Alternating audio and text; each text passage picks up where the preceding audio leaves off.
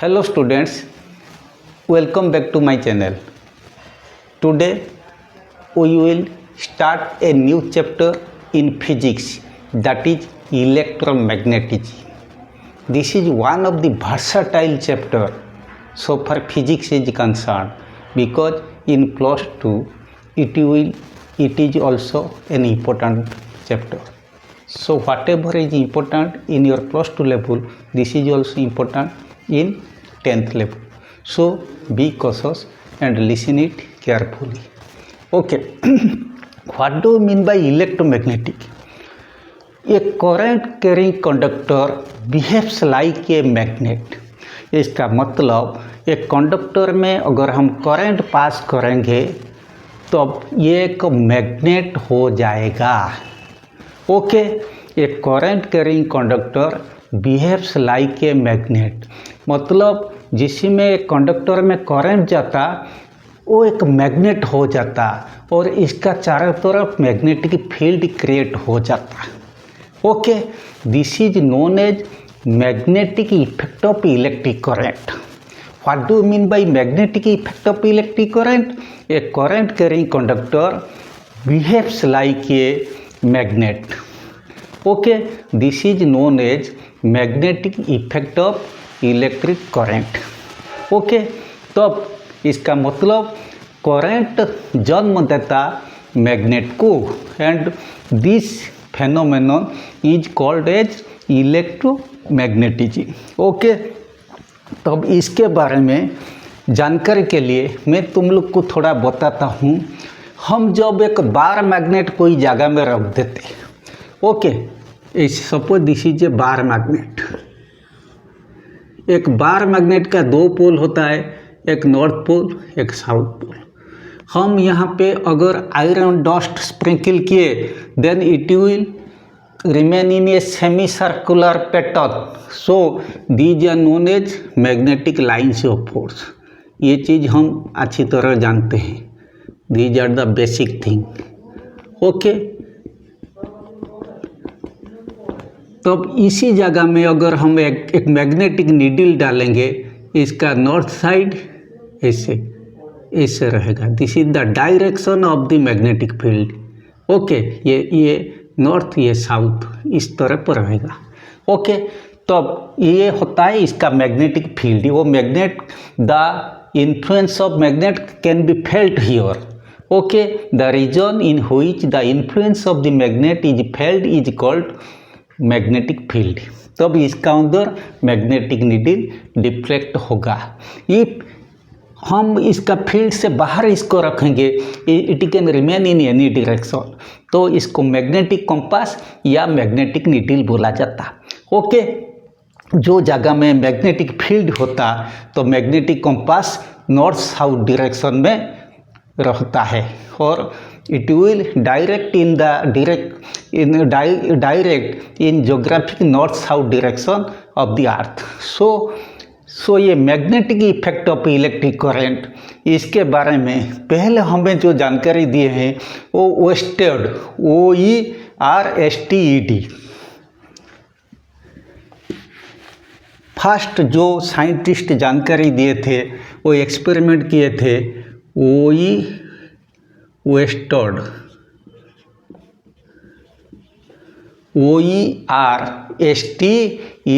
Ousted experiment.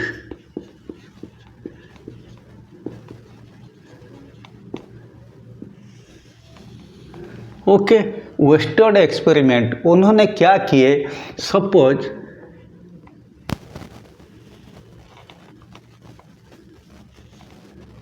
इसे एक मैंने सर्किट बनाया. ओके. इसी में plus a minus current is flowing like this. Okay. तब इसके बाद ओस्टेड क्या बताए, तब इसको दिए नॉर्थ, इसको south, this one west, this one east. तब हम अच्छी तरह जानते हैं जब एक कंडक्टर में इलेक्ट्रिसिटी पास करता वो एक मैग्नेट हो जाता. तो तब इसका मैग्नेटिक नीडल और मैग्नेटिक कंपास हो, अगर इसका फील्ड के अंदर हम रखेंगे वो नॉर्थ साउथ डायरेक्शन में रहेगा। ओके, तो अब वेस्टर्न क्या किए, फर्स्ट इसका नीचे एक, फर्स्ट इसको मैं बोलता हूँ स्नो, इसका मतलब current is flowing from south to north, तो अब इसका नीचे एक मैग्नेटिक नीडल लगती है। इसका मतलब वायर इज ओवर, इसका मतलब wire is over, wire is over the needle, magnetic needle, needle का ऊपर रहती है। वो आश्चर्य हुए वो कैसे डायरेक्शन में रहा, इसी डायरेक्शन में।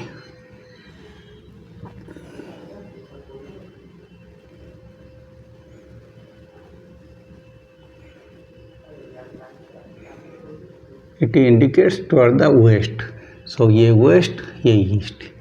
सो यहाँ पे वेस्टर्न फास्ट किए, वायर को हम रखे, wire is over the needle, so this can be easily memorised as snow. तो अब वेस्टर्न क्या किए, स्नो के बाद वो क्या किए, सपोज करंट का डायरेक्शन चेंज कर दिए, NS ओ, वही वायर ओवर रहा, wire is over the needle, तब ये हुआ ये ईस्ट डायरेक्शन में, ये needle will direct towards east, NSOE।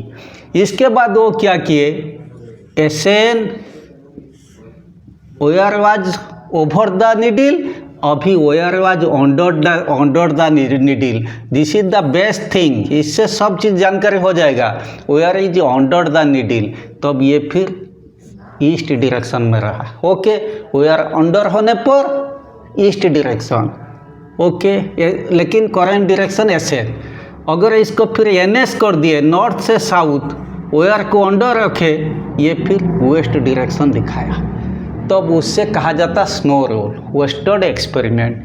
तो वेस्टर्न ये दर्शाए, तब एक कंडक्टर में जब करंट जाता वो क्या होता है, वो एक मैग्नेट हो जाता, और मैग्नेटिक नीडल अगर इसका फील्ड का अंदर वो इसका ऊपर और नीचे रखे, तो मैग्नेटिक नीडल एक रखेंगे, it will direct in the north south direction of the earth. Okay, so इसके बाद वेस्टर्न क्या बताए, द पोलरिटी, इसके बाद एक जो मैग्नेट हो जाता है, इसका पोलरिटी होता है, एक होता है नॉर्थ पोल, एक होता है south pole. Okay, the polarity of the two faces of the loop, the polarity मतलब एक north pole towards north pole रहा, इसके बाद साउथ पोल रहा। तब इसके बाद मैं थोड़ा अलग ढंग से बताता हूँ। तब इसके बाद ऐसे बताए, तब एक करंट कैरिंग कंडक्टर को हम एक लिए, तो ये current carrying conductor, these are the magnetic field line, magnetic field line around a current carrying conductor. Suppose ऐसे ऊपर रहा, this is right hand thumb rule, right hand thumb rule. इसका मतलब अगर हम कोई कंडक्टर को ऐसे पकड़े, करंट नीचे से ऊपर जाता है, तब क्या होता है, तो magnetic field line will arrange themselves in anti clockwise direction. Okay, तब करंट नीचे से ऊपर जाता, मतलब ये होता है direction of current, direction of current. तब इसका रिवर्स भी होता है, जब करंट ऊपर से नीचे आता, ओके, तब इसमें magnetic field line they will arrange themselves as concentric circle, it will become clockwise। Okay, ये होता है डायरेक्शन ऑफ करंट।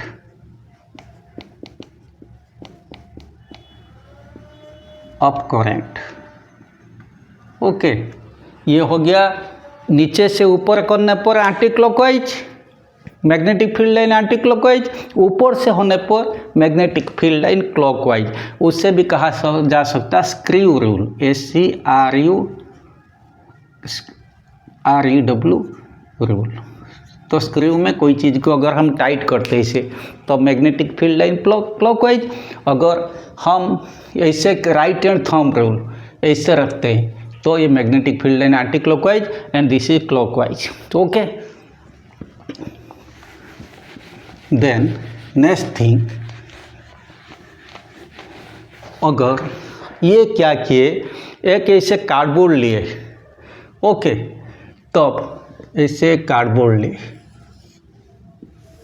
ये कार्डबोर्ड, ओके, एक बड़ा सा एक कार्डबोर्ड लिए, तब कार्डबोर्ड का अंदर ऐसे किए एक लूप लिए, कॉयल,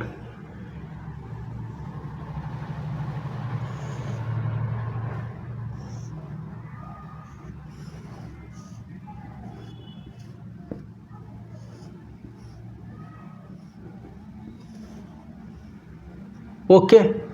अभी करंट जाता है, इसको थोड़ा इस तरह करो तो अच्छा है।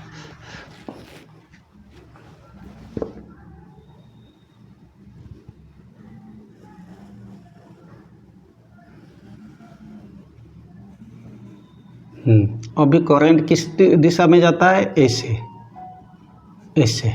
करंट जब ऐसे जाता, मैंने कहा था करंट ऐसे जाने पर anti clockwise, the magnetic field line will become anti clockwise. Okay, ऐसे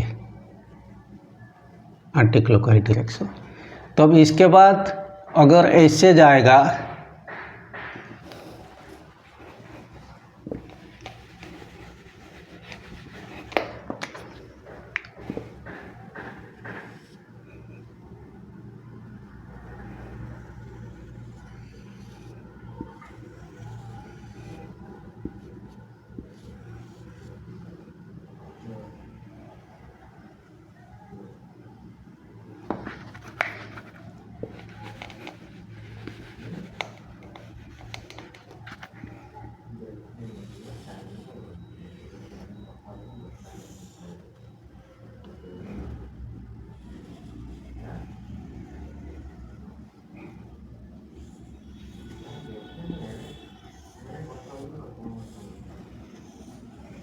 ओके, ऐसे रहेगा, ऐसे रहेगा, ऐसे रहेगा, ऐसे रहेगा, ऐसे रहेगा, ऐसे रहेगा।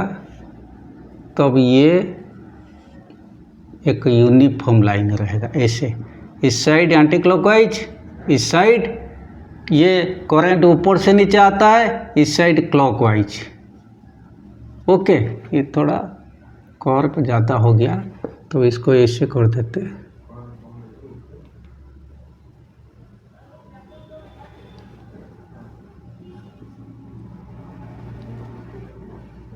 हाँ, इस साइड क्लॉकवाइज, तो क्लॉकवाइज मतलब ऐसे जाता है।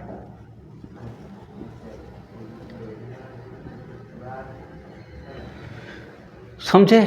जब सेंटर में तुम देखो ये प्लस ये माइनस, तब ये हमेशा क्या होता है, ये सब non uniform magnetic field line, लेकिन सेंटर में क्या होता है, ये एंटी क्लॉकवाइज, ये क्लॉकवाइज, दोनों यहाँ पे प्लस हो जाता। In center the magnetic field line is almost parallel and the strength of the magnetic field is a maximum at the center of the loop।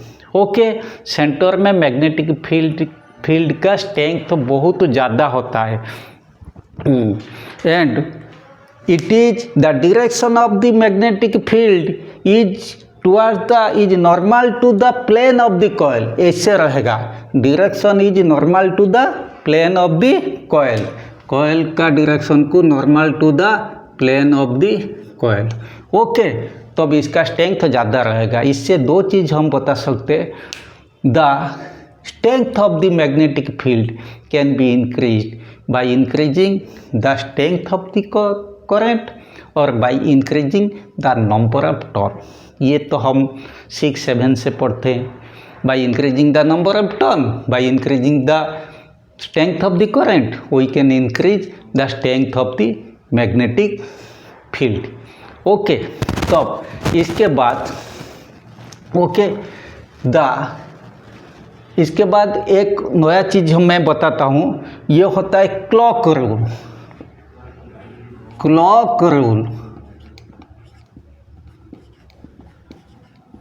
Okay, clock rule, हम जो clock में एक anti clockwise होता है, एक clockwise होता है। The polarity of the two faces of the loop, तब इसी में एक नॉर्थ एक साउथ।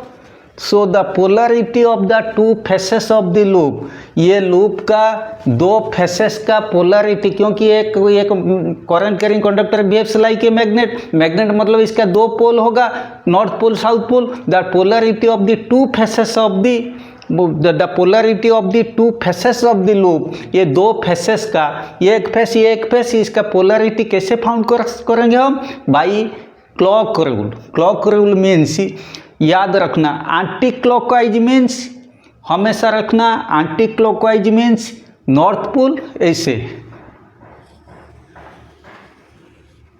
एंटी क्लॉकवाइज मीन्स ये एंटी क्लॉकवाइज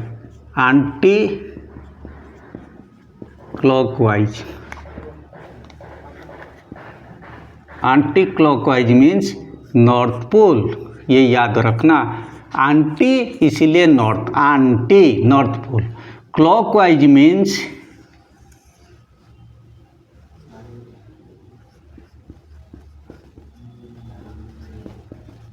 ये south pole.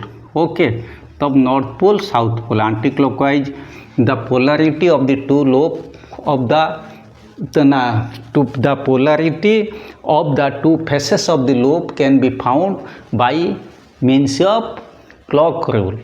So if the direction of current is anti-clockwise, ऐसे that is north pole, the direction of current is clockwise, that is south pole. Okay, तो अब ये चीज़ तो मैं बताया था, ये नॉन यूनिफॉर्म फील्ड लाइन बीच में, लेकिन दोनों का स्ट्रेंथ कंबाइन हो गया, इसी में बीच में स्ट्रेंथ डबल हो गया, ज़्यादा हो गया। तो अब magnetic field strength maximum at the centre of the loop and it is uniform, and the direction of the magnetic field at the center is toward the axis of the loop and normal to the plane of the loop. Okay, ये हो गया। इसके बाद एक चीज solenoid,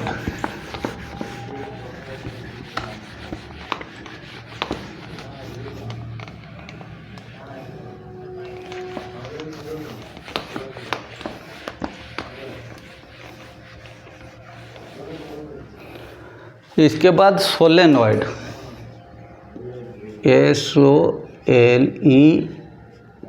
SOLENOID। Solenoid के बारे में हम थोड़ा बहुत जानते हैं लोअर क्लास में, क्या होते हैं। तुम लोग लोअर क्लास में सोलेनॉइड के बारे में जानते हो। ए solenoid is a conducting wire wound in the form of a cylindrical coil. A solenoid is a conducting wire wound in the form of a cylindrical coil whose length is generally more than its diameter.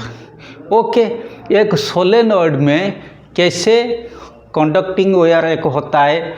Okay, ये conducting wire एक cylindrical form में, loop form में होता है। इसका अंदर हम एक सॉफ्ट आयरन रख देते। सॉफ्ट आयरन क्यों रखते? ऐसे अगर हम एक सोलेनॉइड बनाएंगे, भाई ठीक है, ऐसे बना दो, ऐसे एक की ले लो यहाँ पे, तो अब ये एक मैग्नेट हो जाएगा, ये प्लेन सोलेनॉइड। लेकिन इसका अंदर हम एक सॉफ्ट आयरन बार रख दिए, तब it will become a better magnet because soft iron has good magnetic permeability. It can easily magnetise and demagnetise, और इसका मैग्नेटिक स्ट्रेंथ बहुत बढ़ जाता। इसलिए इसका अंदर एक सॉफ्ट आयरन डाल लेते हैं, जो इलेक्ट्रिक में यूज होता है सॉफ्ट आयरन, इसमें कार्बन परसेंटेज थोड़ा कम रहता। तब there should be a soft iron core to be kept inside the solenoid. Okay, अगर हम सोलेनॉइड के अंदर सॉफ्ट आयरन बार नहीं रखे तो पर भी वो मैग्नेट काम करेगा, लेकिन बहुत स्ट्रेंथ कम रहेगा। सपोज ऐसे क्वेश्चन आता है, draw a neat label diagram showing magnetic field line in a solenoid. अगर ऐसे क्वेश्चन आया हम इसको ऐसे बना सकते हैं। ये बहुत इंपॉर्टेंट क्वेश्चन इसलिए मैंने बनाता हूँ। फर्स्ट ऐसे करना,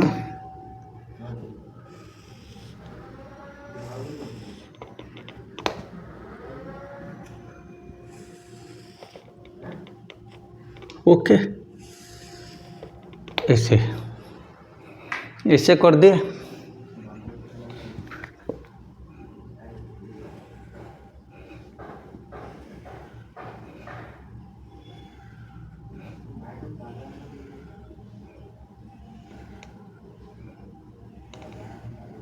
ओके, इसको एक कार्डबोर्ड का अंदर रखेंगे ऐसे।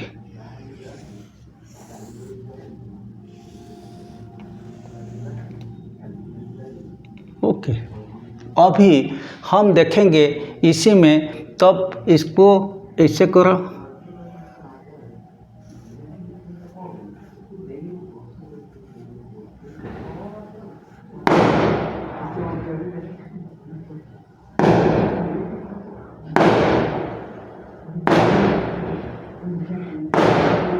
तो करंट ऐसे जाता, करंट ऐसे जाता मतलब ऊपर में करंट कैसे जाएगा, करंट जाएगा ऐसे।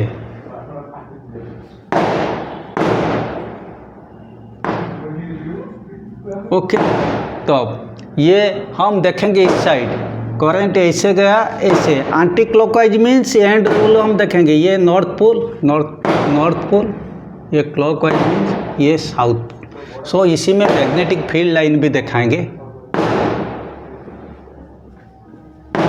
नॉर्थ पोल से राइज होगा, साउथ पोल में खत्म होता है।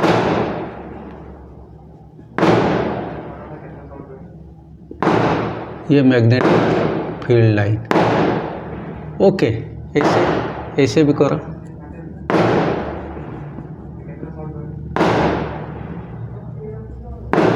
Inside the magnet it will go parallel, but ये जगह में यूनिफॉर्म नहीं है। ओके,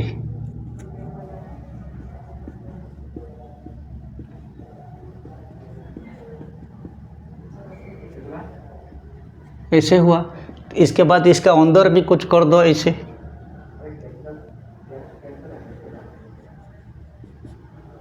ये ऑलमोस्ट पैरेलल होके जाएगा, इसका अंदर ये ऐसे ऐसे ऐसे ऐसे ऐसे ऐसे ऐसे।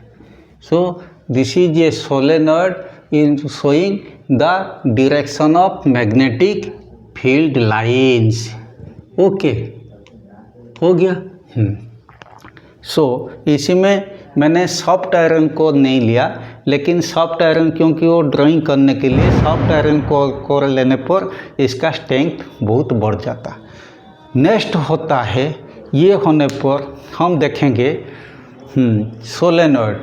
How can we increase the magnetic field strength of the solenoid? By increasing the strength of the current, by increasing the number of turns। सब जगह में by increasing the strength of the current, by increasing the number of turns। Then बहुत easy चीज़, लेकिन हमेशा important हो के आता। What is difference between electromagnet and permanent magnet? हम जानते हैं ये electromagnet is a magnet which works on electricity। As long as electricity flow in the coil, it behaves like a magnet. When the electricity is cut off, then its magnetic property becomes zero। Okay, जब हम electricity flow करेंगे वो magnet होगा, जब electricity cut off हो जाएगा वो demagnetise हो जाता है।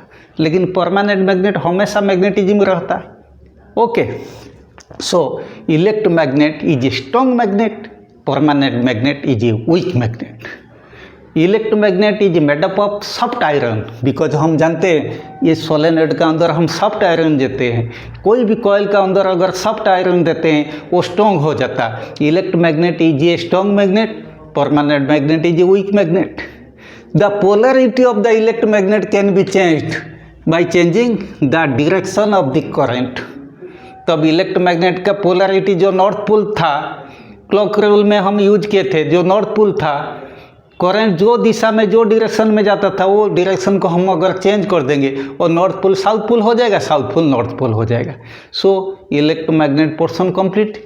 इलेक्ट्रोमैग्नेट परमानेंट मैग्नेट, इसका बीच में का डिफरेंस भी हमेशा आता है। ओके, ये one section is completed from this chapter. In coming class I will start one new thing, that is force in a current carrying conductor and DC motor, Fleming's left hand rule, that is one section।